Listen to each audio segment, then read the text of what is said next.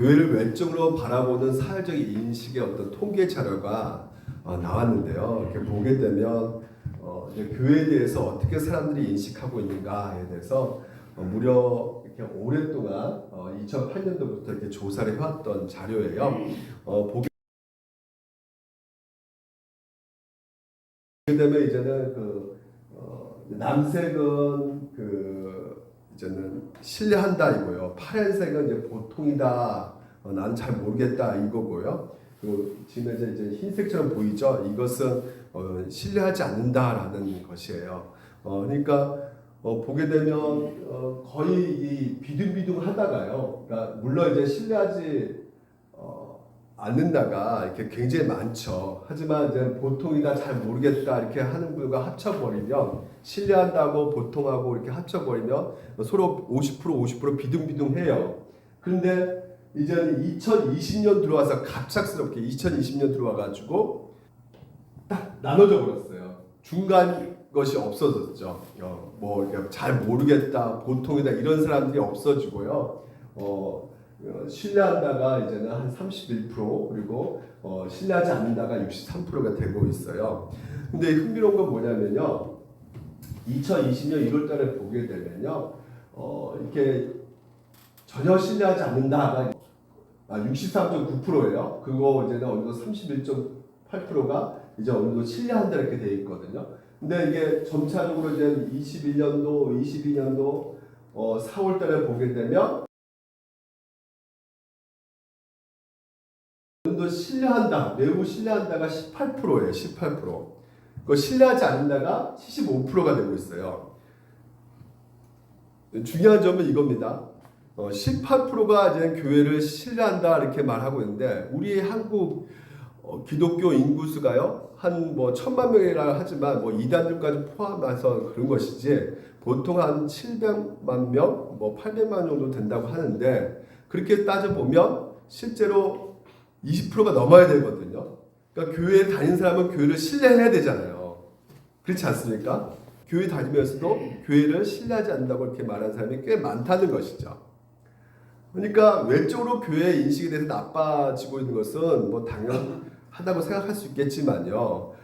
하지만 지금 교회 안에서도요, 이 교회를 바라보는 그 인식은 좀 그래도 지금 교회가 좀 안 좋다 할지라도 우리가 희망을 가지고 좋게 생각해야 되는 부분이 있음에도 불구하고 지금 현재 교회를 신뢰하지 못한다. 이 교회에 대한 이미지가 믿는 사람들 가운데서도 굉장히 나쁘게 지금 현재 평가를 받고 있다는 것이죠. 그래서 교회에 대해서 이렇게 올바르게 인식하고 있지 않는 그 이유가 무엇일까라는 생각을 이제는 많은 학자들이 해본 결과 이 성경에서 말하는 교회에 대해서 그리고 보통 우리가 교회에 나와 있지만 각자 자기 나름대로 생각하는 그 기준 가운데 교회를 얘기하잖아요. 그렇죠? 근데 그것이 너무나 갭이 많다는 것입니다. 차이가 너무나 많다는 것이에요. 그러니까 성경에서 말하는 이 교회에 대해서 인식이 제대로 있지 않기 때문에 자기 나름대로 교회에 대한 생각들을 하게 되는데 그 예로 이제는 우리가 보통 이제는 가나안 성도 아시지 않습니까? 우리가 이제 코로나19를 통해서 가나안 성도라는 말이 이제 전부터 나왔지만 아주 구체적으로 그때부터 등장하고 있는 것이죠. 가나안 성도 아시죠? 거꾸로 하면 뭐예요? 안 나가 성도래요. 근데 안 나가는데 교회 안 나가는데 성도라는 것이에요. 믿지 않는 사람들은 뭐 빼놓고요. 불신자는 빼놓고 신자들 가운데 이 교회가 정확하게 알지 못하니까 그냥 가나안 성도 이렇게 말을 하고 있지만요. 성경에서 그것을 말하고 있지 않지 않습니까? 가나안 성도 교회에 안 나가는데 내가 성도다 이렇게 말할 수는 없단 말이죠. 성경에서는요. 그러니까 자기 나름대로 교회에 기대하는 모습을 갖고 있기 때문에 그 인식 가운데 자기 기준대로 생각하는 상황 속에서 바른 참된 교회를 성경적으로 찾아보지 못하는 그 결과 이렇게 갈수록 어떻게 되고 있어요? 지금 이 기독교에 대한 인식이 안 좋아지고 있다는 것입니다.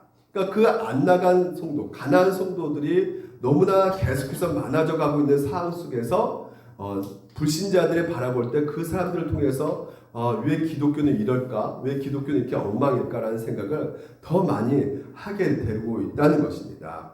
그래서 오늘 여러분 우리가 정말 중요한 것은 참된 교회 본질이 무엇인가가 중요하다는 것입니다.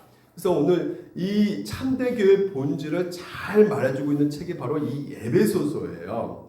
그래서 에베소 우리가 1장부터 2장, 3장 잠깐 그 교회에 대해서 말하는 것을 우리가 살펴볼 텐데 먼저 이렇게 말하고 있죠. 에베소 1장에 또 만물을 그의 발 아래에 복종하게 하시고 그를 만물의 교회의 머리로 삼으셨느니라 이렇게 말하고 있습니다. 다시 말해서 예수께서 부활하셔서 승천하셔가지고 하나님 보좌 우편에 앉으셔가지고요. 모든 권세자들을 그의 발 아래에 굴복시키는 이유가 무엇이라고 말하냐면 바로 이 교회를 위해서 그렇게 하셨다는 것이에요. 하나님께서. 그러면서 교회는 어떤 곳이냐? 그의 몸이니 만물 안에서 만물을 충만케 하신 이의 충만이라 이렇게 말하고 있거든요. 하나님께서는 이미 충만하시잖아요. 그렇죠? 충만이 필요합니까? 필요하지 않습니까? 더 이상 필요하지 않아요. 그럼에도 불구하고 유일하게 하나님께서 충만케 하신 곳으로 선택한 곳이 바로 무엇이냐? 이 교회라는 것입니다. 그래서 하나님께서 충만을 이루시겠다고 선택한 것이 이 교회, 에베소서 1장에서 말해주고 있는 교회의 모습이라는 것이죠. 그러면서 2장에서 보게 되면 또 이렇게 말하고 있습니다. 교회가요, 건물마다 성교로 연결해 주 안에서 성전이 되어가고, 교회는 무엇이라고 하면 22절 너희가 성령 안에서 하나님이 거하실 초소가 되기 위해서 그리스도에서 함께 지어져 가느니라. 이게 바로 이 교회라는 것이에요. 그러니까 교회의 정의는 더 이상 건물이 아니고요. 성도들 한 사람 한 사람이 바로 하나님이 거하실 초소, 교회라는 것이죠. 그러니까 예전에는, 그러니까 예수님 오시기 전에는요, 구약에서는 그렇죠. 예루살렘 성전을 통해서 친히 하나님께서는 그 곳에 임재하셨어요.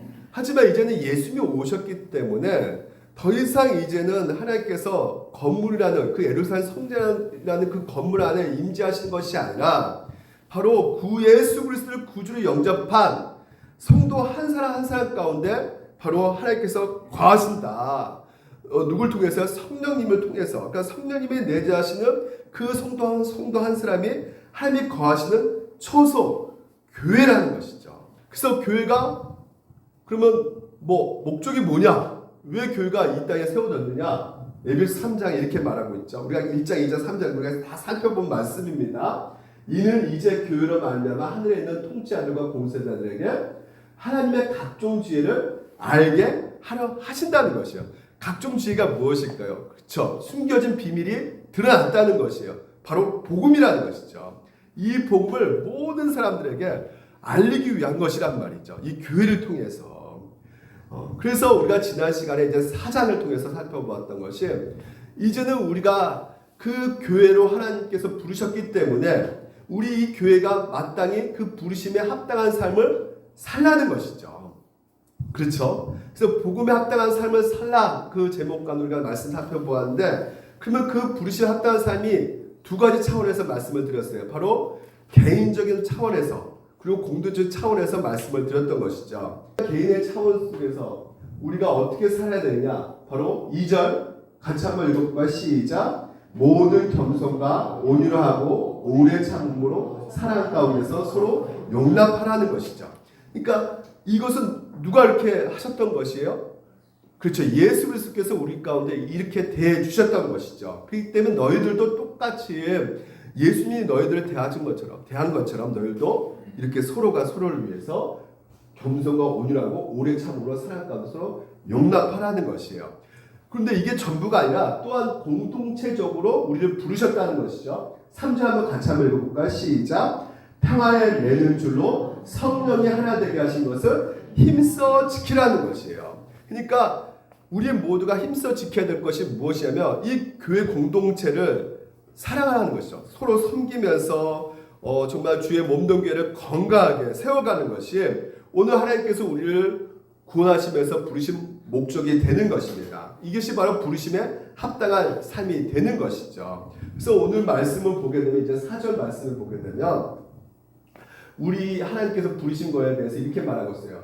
몸이 하나여 성령도 한 분이시니 이와 같이 너희가 부르심의 한 소망 안에서 부르심을 받았다 이렇게 말씀하고 있습니다. 그러니까 하나님께서 우리를 부르실 때 어떻게 부르셨느냐, 몸이 하나인 것 같이 하나가 되도록 우리를 부르셨다고 이렇게 말씀하고 계시는 것이죠.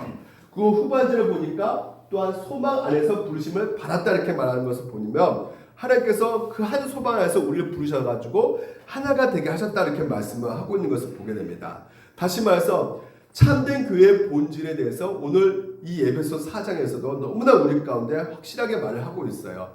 교회는 어떤 것이냐, 그리고 교회가 또한 우리 가운데 어떻게 세워져 가야 되는가를 잘 말해주고 있는 것이 오늘 본문이거든요. 그래서 오늘 본문 가운데 4가지를 살펴볼 텐데 여러분 이것을 좀 인식을 했으면 좋겠어요. 이게 너무나 중요한 교리입니다. 교회는 그리스도의 몸에 있는 것이에요. 이거에 대해서 우리가 살펴볼 것이고요. 또한 성령께서 하나 되게 하신 공동체가 바로 이 교회라는 것이에요. 그리고 세 번째는 한 소망 한 믿음 안에서 하나 되게 하신 공동체가 바로 이 교회라는 것이고요. 그리고 이것을 우리가 토대로 해서 이 교회를 어떻게 세워져야 될 것인가에 대한 적용점에 대해서 우리가 한번 살펴보도록 하겠습니다. 먼저 첫 번째는요, 교회는 그리스도의 몸이라는 것이, 우리 한번 따라서 합시다. 교회는 그리스도의 몸이다. 예, 그렇습니다. 오늘 4절 보게 되면요, 몸이 하나요 이렇게 되어 있어요. 그러니까 우리가 보통 몸이 하나잖아요. 몸이 2개 될 수 없지 않습니까? 예, 몸이 하나인데 그 몸이 하나가 바로 그리스도의 몸이라는 것이죠. 그래서 이 그리스도의 몸이 어떻게 된 것이냐? 바로 보십시오. 11절, 12절을 보게 되면 어떤 사람은 사도로, 어떤 사람은 선지자로. 여러분 더 이상 사도와 선지자는 오늘날 있습니까? 없습니까? 없다는 말씀을 드렸어요. 사도와 선지자는 더 이상 없습니다. 어떤 사람 복음 전한 자로, 어떤 사람 목사와 교사로 삼으셨으니, 목사와 교사를 삼으셨으니, 원문을 보게 되면 교사임에서 목사를 가리키고 있는 것이죠. 다시 말해서 이제 저와 같이 목회자, 이게 설교를 하는 사람을 말하고 있는 것이에요. 근데 이 교회, 이 설교자를 세우게 하신 하나님의 목적이 무엇이냐면 바로 12절을 같이 한번 읽어볼까요? 시작. 이는 성도를 온전하게 하여 봉사일을 하게 하며 그리스도의 몸을 세우려 하심이라 이렇게 되어 있습니다. 그러니까 성도 각자를 어떻게 하고 계신다는 거, 봉사일을 하게 하면서 섬기게 하기 위해서. 근데 결국 이것이 뭐라는 것이에요? 봉사하고 섬기는 것, 이것이 뭐예요? 바로 뭐라는 거예요? 그리스도 몸을 세우는 것이다 이렇게 말을 하고 있는 것이죠. 에베소 5장에 이렇게 말하고 있습니다. 누구든지 언제나 자기 육체를 미워하자고 오직 양육하여 보호하기를 그리스도께서 교회에게 함과 같이 하나니. 우리 30절 같이 한번 읽어볼까요? 시작. 우리는 그 몸의 지체니라 이렇게 말하고 있어요. 그러니까 우리는 예수 그리스도의 몸이고요. 그렇기 때문에 몸에 각각 지체들이 있지 않습니까? 이 지체들, 다시 말해 그리스도께서 자신 몸을 이제 사랑하시잖아요. 그렇죠? 여러분도 여러분 몸을 사랑하시거든요. 예수님도 몸을 사랑하시잖아요. 결국 뭐예요? 누굴 사랑한다는 것입니까? 우리를 사랑하신 것과 같다는 것이죠. 먼저 이 몸에 대해서 오해할 부분이 많이 생길 수밖에 없는 것이, 이 몸이라는 그것에 대해서 이 몸이라니까 예수님은 몸은 굉장히 크겠다. 왜냐하면 나도 몸이고 너도 몸이고 교회도 몸이고, 그러니까 교회가 한 개만 있으니까 여러 개 군데 교회가 있으니까 그 교회가 다 합치면 엄청난 몸 크기겠다 예수님이, 이렇게 생각할 수도 있잖아요. 문자적으로 물리적으로 이렇게 해석하면 그렇게 생각할 수 있겠지만 사실상 이 몸이라는 것은 상징적인 것이란 말이에요. 다시 말해서 성도와 예수님의 관계가 무엇이냐면 바로 이 몸과의 관계라는 것이에요. 이걸 상조로 말해주고 있는 것입니다. 그러니까 성경에는요, 항상 이 신천지자 이단들은요, 문자적으로 그대로 해석하기 때문에 우리가 거기에 말려들면 안 돼요. 성경에서는 상징적으로 비유적으로 설명하는 것을 우리가 파악을 해야 되는 것이죠. 먼저 예수께서 뭐라 말씀하십니까? 우리의 관계를 목자와 양으로 이렇게 말씀하고 계세요. 그러니까 목자는 뭐예요? 양을 어떻게 합니까? 보호하고 인도하잖아요. 양은 뭡니까? 목자를 의존하잖아요. 다시 말해서 예수님은 오늘 우리를 보호하시고 인도하시고요. 또한 이 교회는 어떻습니까? 양 같은 교회는 그렇죠. 예수님을 의존하는 것이죠. 그리고 포도나무 가지, 이렇게 또 비유로 설명하고 있잖아요. 요한복음 15장에 포도나무는 누구예요? 예수 그리스도죠. 가지는 우리란 말이에요. 그러니까 보통 포도나무 가지가 붙여져 있기 때문에 그 포도나무를 통해서 영양분을 공급받지 않습니까? 마찬가지로 우리가 예수 그리스도 붙어 있을 때만이 오늘도 우리가 생명을 공급받을 수가 있는 것이에요. 그러니까 신랑과 신부라고 또 이렇게 말을 하고 있어요. 신랑과 신부. 신랑은 누구세요? 예수님이시죠. 오늘 우리를 신부라고 이렇게 성경에서 말하고 있습니다. 그러니까 신랑은 신부하고 한 몸이 되어서요. 어떤 관계입니까? 사랑의 관계죠. 그래서 신랑은 신부에게 모든 것을 다 줍니다. 그렇죠? 모든 것을 다 줄 수밖에 없는 것이 바로 이 사랑의 관계란 말이에요. 그렇기 때문에 그 사랑을 받고 있는 신부는 또 어떻습니까? 그 남편이 그리스도를 사랑하고 그분께 모든 것을 내어드리는 거죠. 순종하는 것이죠. 이게 바로 신랑 신부의 비유로 이렇게 말씀하고 있는 것입니다. 그리고 오늘 예수님이 뭐라 그러냐면 머리고 오늘 우리를 뭐라고 말하고 있어요? 몸이다라고 말하고 있어요. 그러니까 머리와 몸의 관계는 무슨 관계입니까? 예수님과 우리의 관계는 생명을 공유하는 유기체인 것이에요. 그러니까 유기체적으로 한 몸인 거예요. 그렇죠? 그러니까 이것이 만약에 목이 떨어져 나가면 어떻게 되는 겁니까? 찢어질 수가 있어요, 없어요? 없다면 분리가 될 수가 없어요. 소위 세상 사람들이 말하는 단체나 뭐 동아리나 여러 가지 회합이 있잖아요. 그런 것들은 언제든지 물리적으로 모였다가 흩어질 수가 있어요. 하지만 교회만큼은 몸과 연결되어 있기 때문에 이게 찢어진다. 큰일 납니다. 그럴 수가 없단 말이에요. 유기적으로 하나된 불가분의 관계를 오늘 성경에서는 몸과 머리라는 비유로 우리 가운데 설명해주고 있다는 것입니다. 그래서 이 몸에 그 움직이려면 누구의 지시를 따를 수밖에 없습니까? 머리죠, 머리. 머리의 지시를 따를 수밖에 없는 것이에요. 이 머리요, 머리. 제 머리가 잡혀지지 않네요. 굉장히 큰 것을 알았습니다. 머리예요. 이 머리가요.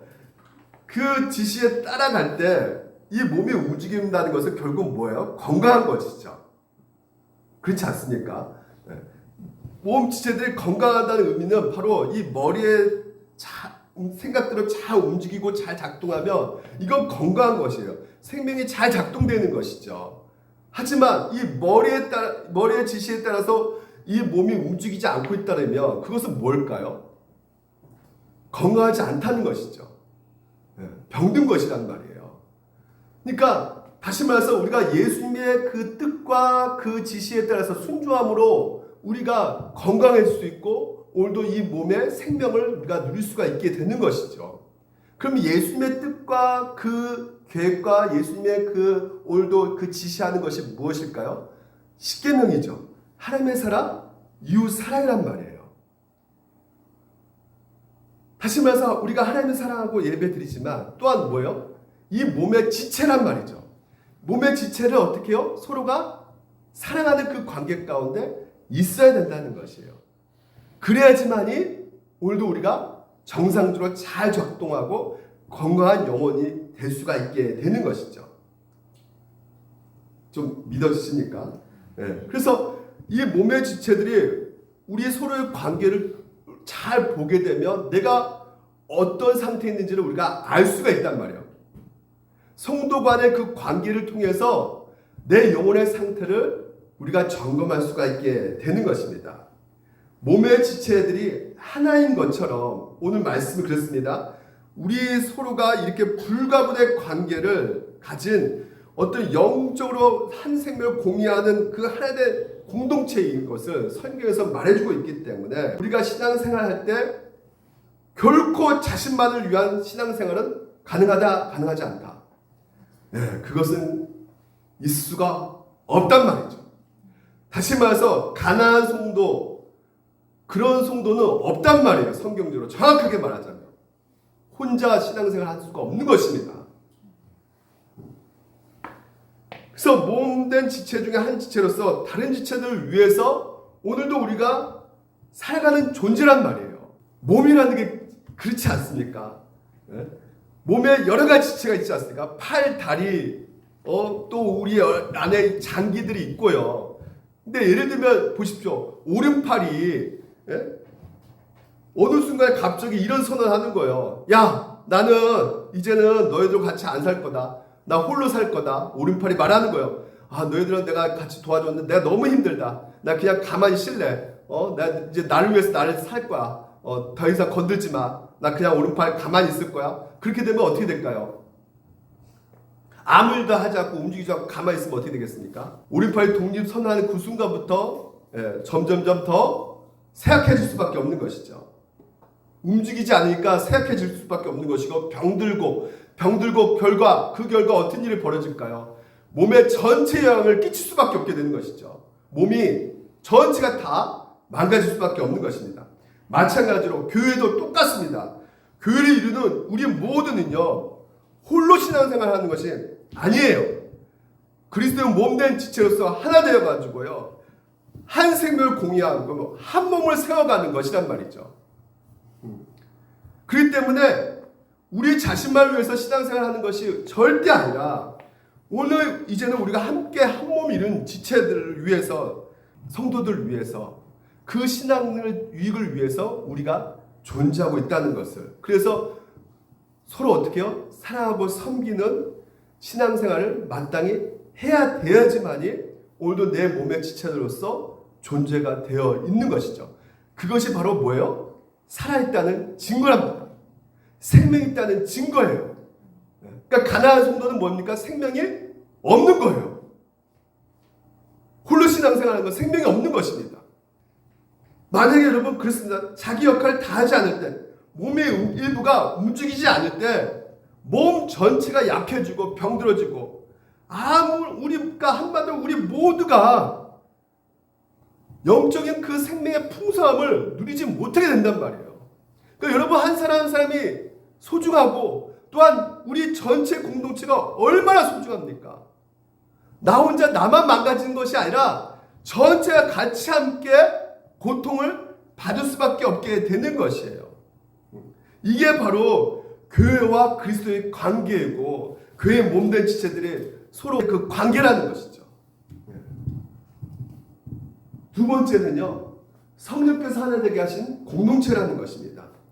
우리가 3절 다시 한번 읽어보면, 평화의 매는 줄로 섭리 하나 되게 하신 것을 힘써 지켜라.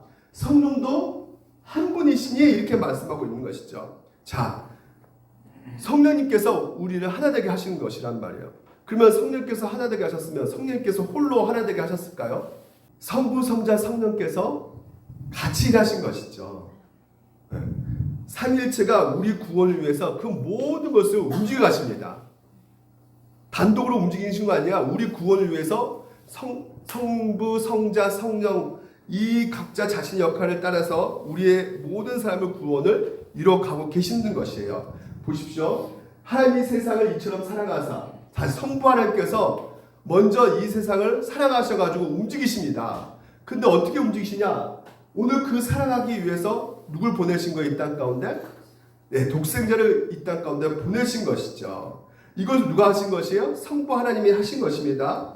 그래서 독생자 예수님께서는 이 땅 가운데 오셔가지고 어떻게 무엇을 하셨습니까? 성부 하나님의 그 사랑과 구원의 계획을 순종하셔가지고요. 그래서 우리 모든 사람의 죄를 짊어지시고 십자가에 죽으심으로 우리를 위한 영원한 대속, 속죄와 구원을 이루셨단 말이죠. 그래서 예수님께서 이루신 그 일들이 바로 구원의 일이란 말이에요. 그러면 마지막으로 성령께서 또한 우리 가운데 행하신 것이 무엇일까요? 그렇습니다. 성령께서 이루신 영원한 구원, 완전한 구원의 일을 우리 각자에게 적용시키고 있는 분이 바로 누구시다? 성령님이시라는 것이에요. 오늘 우리는 과거에 하나님이 누군지도 몰랐단 말이에요. 관심도 없었단 말이에요. 그것을 관심 갖고 알게 해주시고 건나게 하신 분이 누구다? 성령님이시란 말이죠. 그래서 그 복음을 믿게 하게 해주시고 회개시켜가지고, 그래서 예수님이 나의 유일한 구원자 되시다는 것을 영접하게끔 구원받게 하신 그 놀라운 일을 하신 분이 바로 누구시다? 바로 성령이시라는 것이에요. 그래서 그 성령께서 어떻게 알고 계시는 것이에요? 단지 우리 구원뿐만 아니라 이 물된 농사교회 하나 되게 하셔가지고 여러분 불러 모으셔가지고요. 그래서 끊임없이 이 교회를 통해서 하나님 말씀을 들려주고 계시는 것이죠. 성령님께서. 그렇지 않습니까? 우리 각자에게 하나님이 얼마나 너희들을 사랑하고 계시는지, 너희들에게 그 구원이 단지 천국 가는 것에서 끝나는 것이 아니라 우리 인생의 전 삶 영역 가운데 구원을 이뤄가고 계신다는 것을, 그래서 끝까지 하나님께서 지금도 함께하고 지켜주시고 지금도 하나님께서 우리를 섬겨주고 계신다는 것을 늘상 그 말씀을 통해서 기억나게 하시고, 그래서 우리가 그 말씀을 통해서 우리 서로가 사랑을 하고 또한 위해주고 끊임없이 받아주고 섬기게 하게 하는 모든 일들을 누가 하고 계신다? 지금 성령께서 행하고 계신다는 것이에요. 그래서 결론적으로 이 교회라는 것은 성령께서 우리 각자 하나 되게 하신 공동체다라는 것입니다. 마지막으로요, 소망과 믿음 안에서 하나가 된 공동체라는 것이에요. 그러니까 성령께서 하나 되게 하셨을 뿐만 아니라 오늘 그리스도 몸으로 하나 되게 하셨을 뿐만 아니라 바로 믿음과 한 소망 안에서 하나 되게 하셨다, 이렇게 말을 하고 있습니다. 여러분, 믿음과 한 소망이 무엇일까요? 예, 일단 믿음이 무엇이겠습니까? 여러분, 무엇을 믿습니까? 예수 그리스도께서 오늘 우리 가운데 행하신 것을 믿지 않습니까? 무엇을 어떻게 하고 계신데요? 우리를 사랑하신단 말이에요.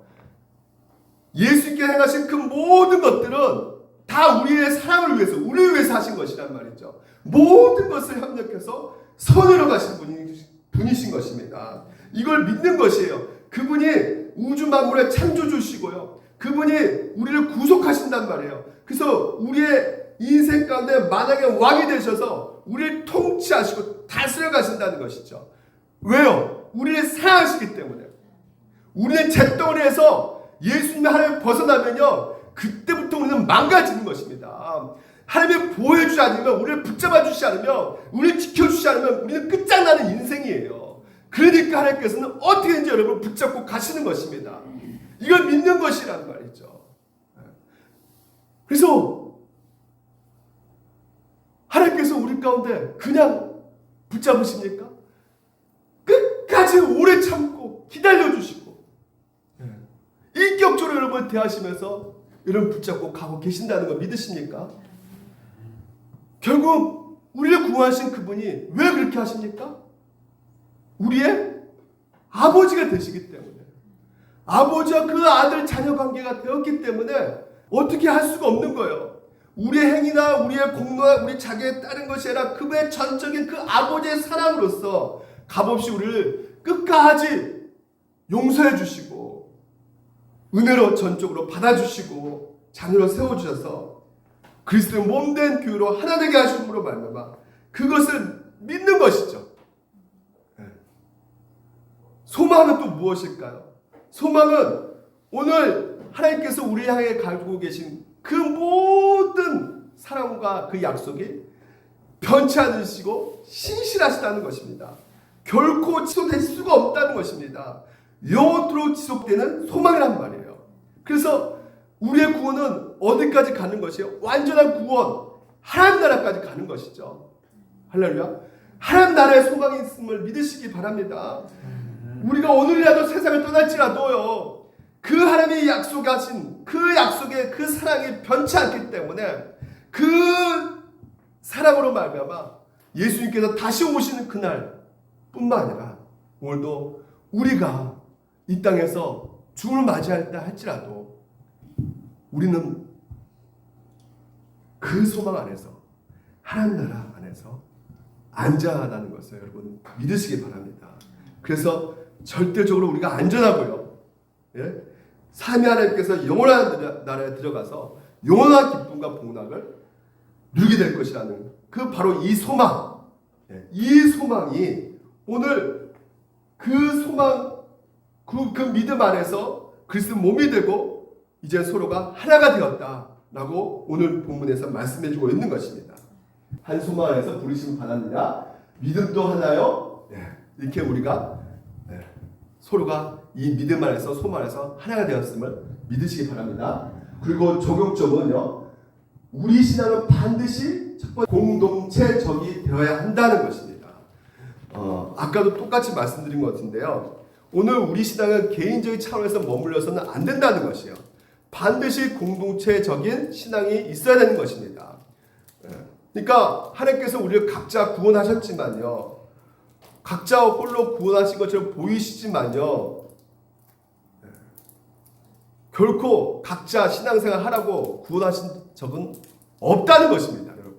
그러니까 교회를 다니는 것이 그냥 아까 568 독립 선언한 것처럼 나 개인적인 기도 생활하고 내가 개인적으로 하나님 말씀 보고 그냥 좀 이렇게 경건한 생각하며 내가 영적인 이런 모든 풍성한 생명을 누릴 수 있을 것이다 생각하고 있겠지만요. 그것은 대단히 착각이라는 것이에요. 결코 그렇지 않습니다. 하나님의 그 생명의 원리는 그런 방식으로 구원시켜 가고 계시는 것이 아니란 말이에요. 우리는 우리 자신이 아니라 다른 지체와 몸 전체를 위해서 우리가 신앙생활을 할 때 우리가 풍성한 하나님의 은혜를 더욱더 누릴 수가 있게 되는 것입니다. 영적인 생명을 우리가 풍성히 누릴 수가 있게 되는 것이에요. 그러니까 여러분 교회가 커면 대형화되면 될수록 어떤 일이 벌어질까요? 어떤 일이 벌어질까요? 서로가 누가 성도인지 알 수 있습니까? 없습니까? 몰라요. 그냥 예배만 보고 어떻게 합니까? 서로 모르니까 인사도 하기 힘들죠. 그래도 우리는 어떻습니까? 아니까 인사하죠. 모릅니다. 왜 그럴까요? 성도가 성도끼리 연결되어 있지 않단 말이에요. 그러니까 교회 그냥 사람들 눈치 보이고 그냥 나 편하게 그냥 예배만 보고 가야겠다 그냥 신앙생활 막 서로 이렇게 삶과 관련돼 있어 보니까 막 이런 말 저런 말 많이 나오고 그냥 너무나 공동체 생활 버겁고 나 그런 서로가 이런 말 저런 말 듣고 싶지도 않고 뭐 잘해도 뭐 상대방 나에게 반응도 이렇게 시원치 않으니까 내가 이제는 나 혼자 홀로 그냥 신앙생활 그냥 편하게 예배만 보고 나오겠다. 그러면 어떻게 될까요? 풍성한 영적 생명을 누리지 못하는 것이에요. 교회는 연결되어야 되는 것입니다. 그러니까 여러분 고민하셔야 되는 것이에요. 우리가 생각해야 될 것이 무엇이냐? 내가 편하게 신앙생활하는 이게 뭐가 문제입니까? 뭐가 잘못된 겁니까? 그렇습니다. 우리가 편하다 할지라도요, 익숙한 삶이다 할지라도요, 성경에서 말하고 있는 교회의 본질이 무엇인가를 여러분 들으셔야 된다는 것이에요. 그러니까 내가 내 생각에는 이게 뭐가 문제일까 생각하지만 성경에서는 반드시 우리 가운데 말하고 있는 것이 뭐냐면 서로가 연결되어야 된다고 말하고 있거든요. 아무리 우리가 편하다 할지라도요. 그리스도인이라면 편하다함을 쫓아가지 마시고 그렇지 않습니까? 누가 사람하고 또 만나서 힘들어 죽겠는데 나도 힘들어 죽겠는데 누가 사람 만나가지고 그 사람 만나가지고 내가 대화하면서 공감해주고 나도 나 힘들어 죽겠는데 누굴 만나냐고 이럴 수 있겠지만 그것이 교회의 본질이 아니고 진짜 교회의 본질은 오늘 우리에게 말씀하고 있는 것을 들어야 된다는 것이에요.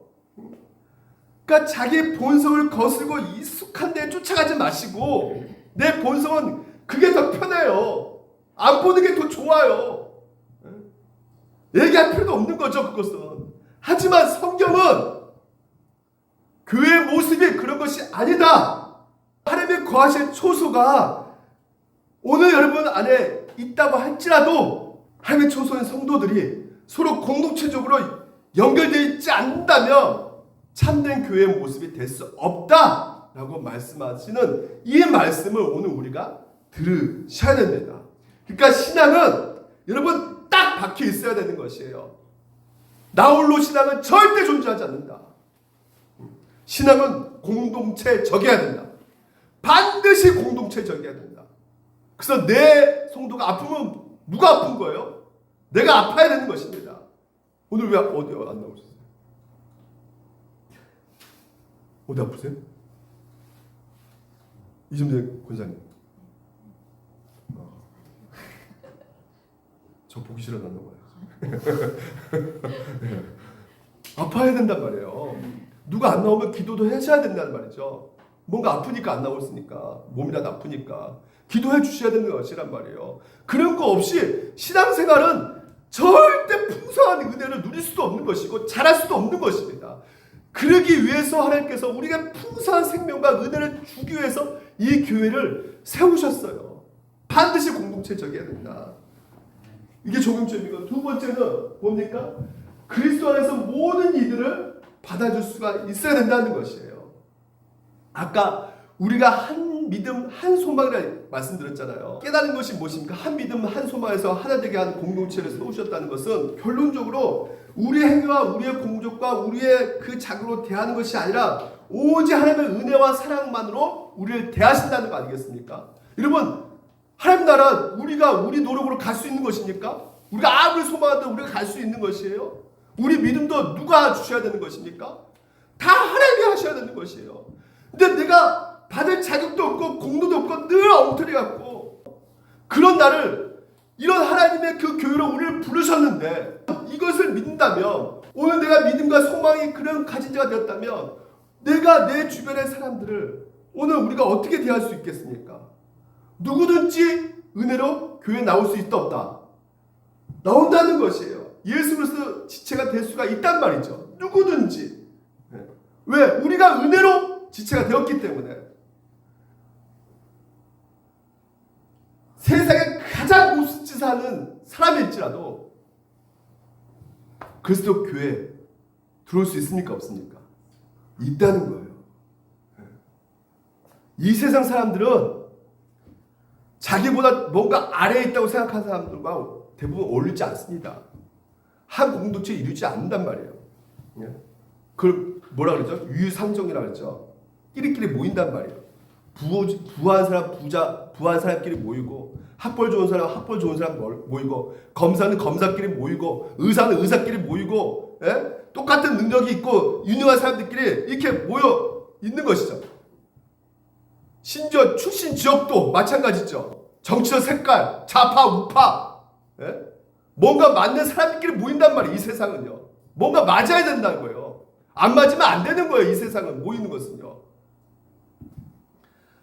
근데 이 교회는 뭐가 있습니까? 복음이 있단 말이에요. 복음.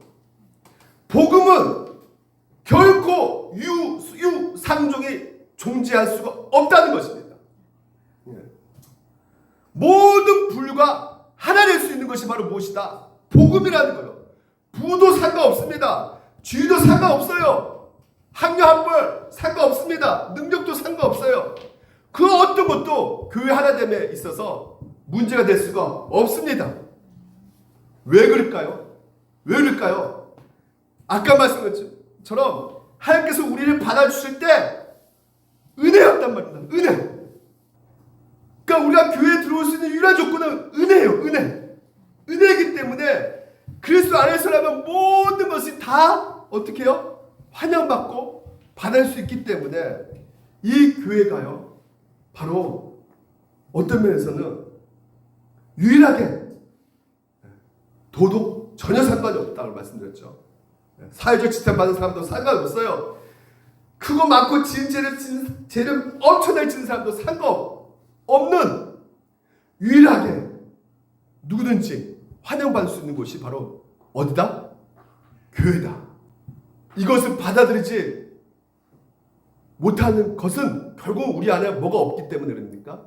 복음화가 되지 않기 때문에 그렇다. 복음화가 안 되기 때문에. 그러니까 우리가 아직까지 뭐요? 세상의 판단을 갖고 있단 말입니다. 아직까지 우리가 세상의 눈으로, 그렇지 않습니까? 우리가 세상 한복판에 뭘로 평가받고 있습니까? 너 건강하냐 건강하지 않냐? 너 돈이 얼마나 있냐? 너 차는 뭘 먹고 다니니? 너 어디 대학교 나왔는데? 세상의 기준으로 평가받고 있단 말입니다.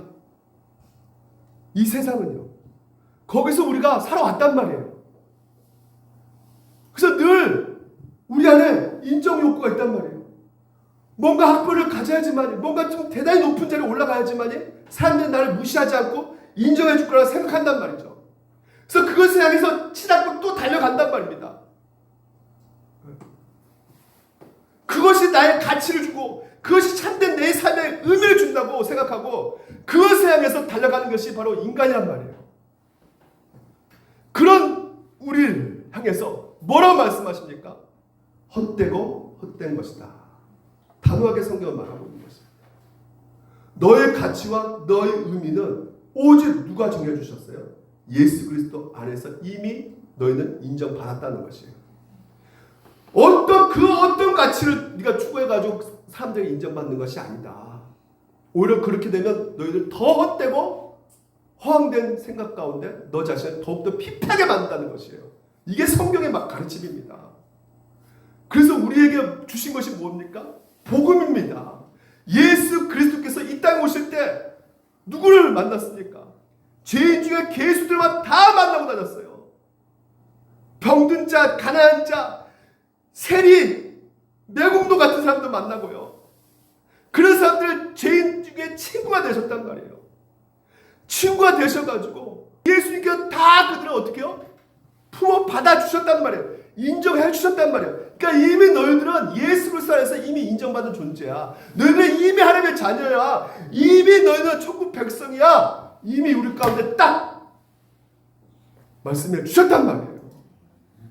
그 한 믿음, 이걸 믿는 그 한 소망 가운데 우리를 이 교회에 두게 하셔가지고 계속 우리의 존재, 우리 정체성을 알려주고 계시는 것이에요. 이제 너희 세상 속에서 너희 자신을 그렇게 평가하지 마. 교회 안에서 이 성경의 말씀 가운데 너희 자신을 봐 라고 오늘도 우리 가운데 이 교회를 두게 하셔서 끊임없이 알려주고 계시는 것입니다. 그 믿음과 그 소망 가운데 있는 우리들이 오늘도 도덕으로 타락한 사람, 세상에서 지탄받고 있고 세상에서 조롱받고 있고 멸시당한 사람들을 보았을 때 우리는 또한 어떻게 봐야 되겠습니까? 예수님이 하시는 것처럼 우리도 해야 되지 않겠습니까? 예수님이 그 죄인들을 다 품으셨잖아요. 다 만나주셨잖아요. 다 안아주셨지 않습니까? 우리도 동일하게 안아주셔야 되는 것입니다. 여러분 마음 가운데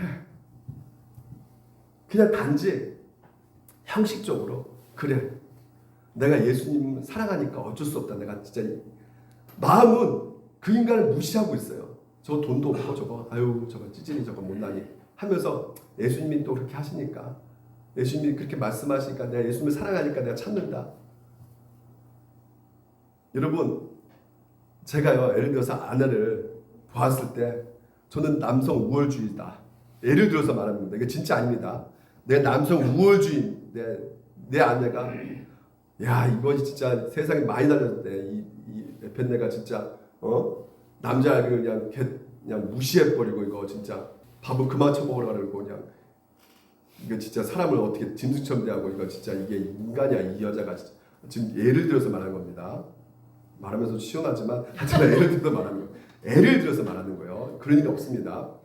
만약에 내가 이렇게 말하고 저 여자 때문에 내가 평생 내가 이게 나쁜 뭐 여자 뭐 이렇게 말하면서 그럼에도 불구하고 내가 주님을 너무나 사랑하니까 주님이 참으라고 했으니까 나 참는다. 그래서 나 참는다.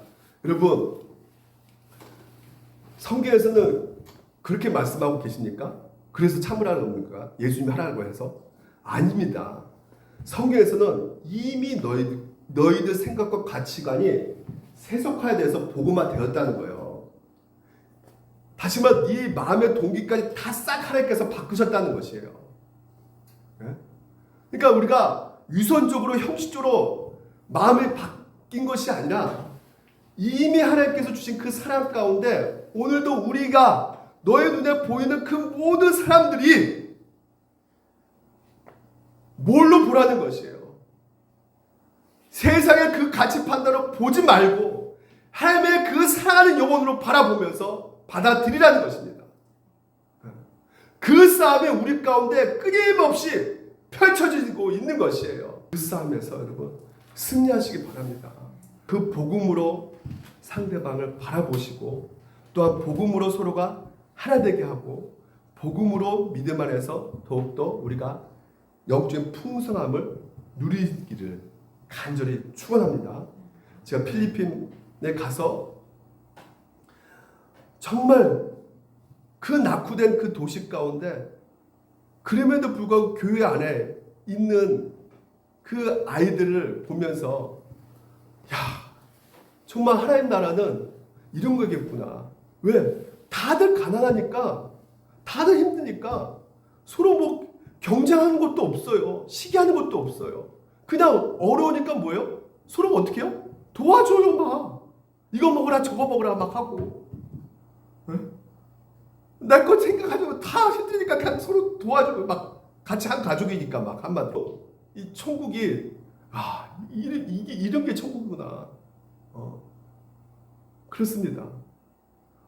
가난, 힘들고 지치고 우리가 그런 삶을 산다 할지라도 정말 그 교회 공동체에 하나님이 주신 그 교회 본질을 우리가 제대로 깨닫고 우리가 그 교회 본질답게 우리가 살아간다면 여러분 우리의 상황이 아무리 힘들다 할지라도 하나님께 주신 이 교회를 통해서 진정한 풍성한 사랑과 은혜를 통해 우리 안에 기쁨을 그리고 천국의 기쁨을 이 땅에서 누리게 해 주실 것입니다. 여러분 그것을 믿으시고 오늘도 교회의 본질조차 걸어가는 우리 물된 농사과 성도 되시기를 주님으로 축원드립니다. 기도하겠습니다.